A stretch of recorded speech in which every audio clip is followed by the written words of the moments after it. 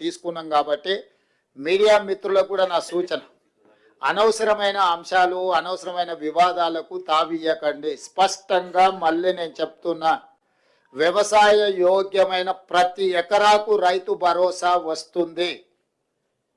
ప్రతి ఎకరాకు సంవత్సరానికి 12,000 రూపాయలు ఇవ్వడం జరుగుతుంది. భూమి లేని వ్యవసాయ రైతు కుటుంబాలకు సంవత్సరానికి 12,000 రూపాయలు నగదు ఇవ్వడం జరుగుతుంది. ఆ పథకం పేరు ఇందిరమ్మ ఆత్మీయ భరోసా.